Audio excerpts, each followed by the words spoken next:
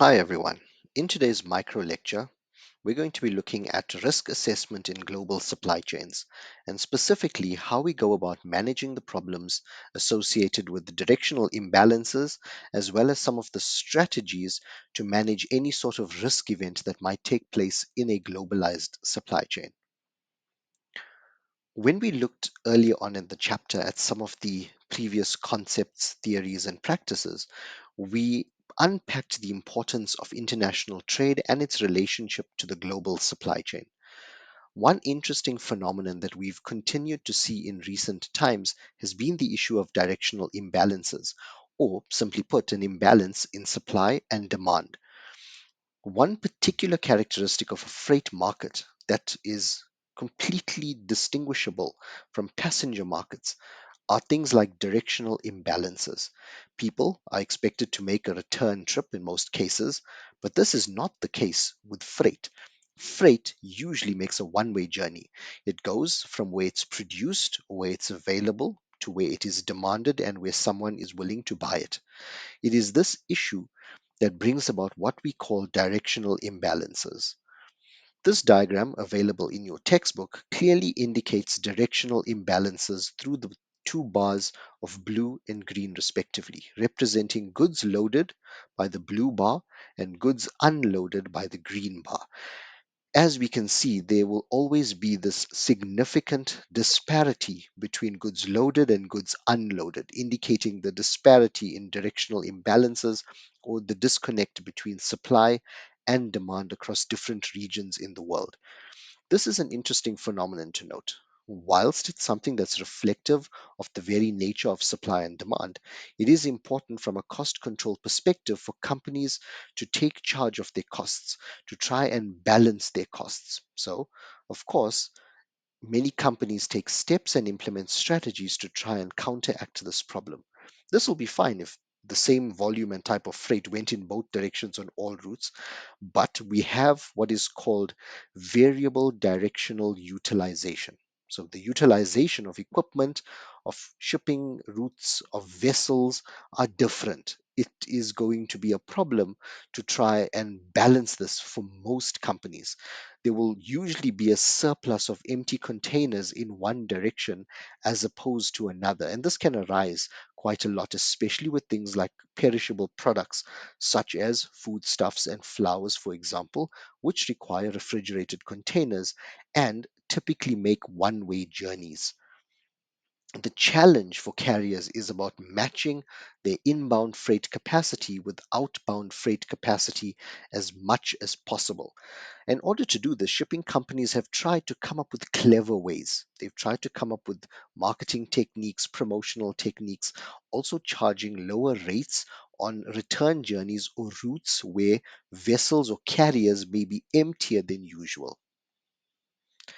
So these imbalances raise significant challenges for different transport companies. And according to the United Nations in 2018 alone, there were 20 million shipping containers on the East Asia North America trade route, but just 7.4 million containers in the opposite direction.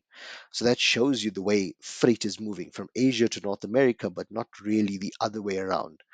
So most of these companies try and offer lower shipping rates if you're going in the opposite direction or in the direction that has fewer containers or that is less busy. So, how do we design global logistics strategies to speak to some of these problems, notwithstanding or not referring only to directional imbalances?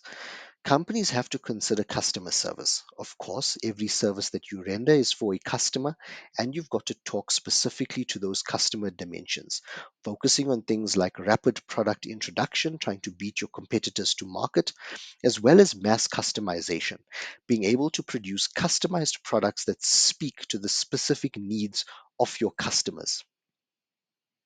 There are also distribution channel strategies. And this is really important, especially when you're looking at managing directional imbalances. Consider how you want to distribute your products. Look at your intermediaries, fewer intermediaries or more intermediaries. Either way, you've got to weigh the pros and cons. Look at different marketplaces as well. In terms of the inventory strategy, most companies will aim to operate a lean supply chain and create what we call a leaner pipeline. One strategy that can be used here is the centralization of inventory, avoiding the need for multiple storage centers for your inventory, but rather keeping it in a central location and then dispatching from there based on your demand.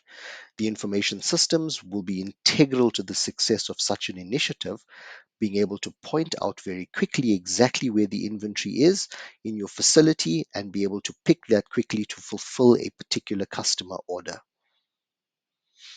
Another critical strategy, very popularly used, especially in the 21st century, is postponement. In most cases, we don't know what the final form or volume needs of the customer is going to be well in advance. Sometimes we can't configure it exactly as we need to for the customer too far in advance. We have to wait until the customer places the order or tells us what they're looking at. Postponement allows us to engage in what is known as delayed differentiation, differentiating a product into its final form once a customer places an order. Postponement can take various forms, but it is an excellent example of a make to order or demand pull environment. It's an excellent example of also a push pull strategies. And there are various postponement strategies or variations of postponement, namely full postponement, logistics postponement, manufacturing postponement, and full speculation. Full postponement refers to us placing the decoupling point earlier in the process. What does this mean? So, this simply means that we will take customer orders, and from the point of the customer order, we will then start to differentiate the product very early on in the process. So, a lot of e retailers would do such a thing. It would decrease the need for semi finished goods because the customer would place the order, tell us exactly what they want. We would label it, wrap it, package it, box it, and send it to the customer or assemble it at that point in time. For this strategy to be successful, the processes have to be designed in a way that we have fewer differentiating steps. So we should have a lot of standardized activities and standardized components. This approach of full postponement will decrease the number of semi finished goods and will increase our forecast accuracy because we are providing products or assembling or differentiating products based on actual demand. Secondly, with assembly or logistics postponement, it allows companies to store inventory at a centralized and strategic distribution center. From there, you reduce your inventory investment and you are fulfilling your orders from one center as opposed to many. Logistics postponement can help companies achieve on time deliveries, shorter lead times, better product introduction, reduce inventory costs, and also stabilize and reduce transport costs by engaging in scale economies. Manufacturing postponement, which is the third form of postponement, focuses on designing the products so that they are kept undifferentiated or sometimes standardized for as long as possible. There are three approaches to this: standardization, modular design, or process restructuring. The first one of standardization talks to standardized products. So, companies, for example, Hyundai, will produce standardized products. Every product will be pretty much the same. You will just finish it differently, perhaps cosmetic changes such as paint, wheels, and so on. But under the hood, the product remains the same. Modular design speaks more to, for example, laptop manufacturing or assembly, where you have different components or modules and you combine them once the customer places the order based on their configuration.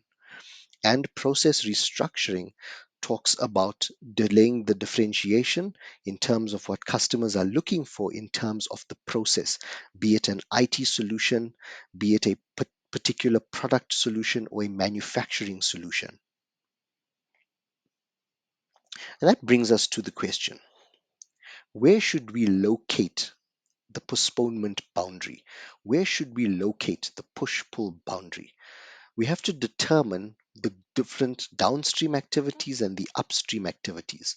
Locating the boundary too early might be a problem, if you're unable to respond quickly to customer demand. Locating the boundary too late might also be a problem because then it increases your inventory investment. So, of course, this is a strategic decision.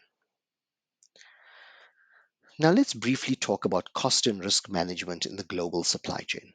There are a lot of peculiarities in the global supply chain. There's a lot of phenomena, a lot of risks, and a lot of costs associated with operating in this space. Some of which, and this is not an exhaustive list, include exchange rate fluctuations, wherein the exchange rate is likely to change, can be rather volatile, and the buyer or the seller must either assume the risk of the relative value of their currencies and the fact that it could change at any point in time. There's also payment risks, and remember, different countries around the world often have different forms of payment. You have to consider this. There are also things like changes in market structures and conditions, be it political, legal, labor, competitive, and so on. As good supply chain managers, it's our responsibility to consider all of these issues when we are managing our global supply chains. Some of the strategies to manage global risk and global supply chains are discussed in the article by Kumar et al. Called Risk Assessment and Operational Approaches to Managing Risk in Global Supply Chains. This article was part of your reading pack, and by now you would have read this article. So you should be familiar with the strategies of act now, act later, plan to act later, or the strategy of do nothing, which is on the far end of the spectrum. And of course, the other reading that you would have had was by Johnson and Haig from 2021, looking at modifications to global supply chain strategies due to disruptions caused by COVID-19. And they recommended quite a few risk mitigation strategies, including postponement, which we've just discussed in depth, along with flexible supply bases or multi sourcing, and so on. So, as you read this article, stop to consider each of these strategies and how you, as an aspiring supply chain manager, would then go about applying these in your global supply chain practices. Thank you.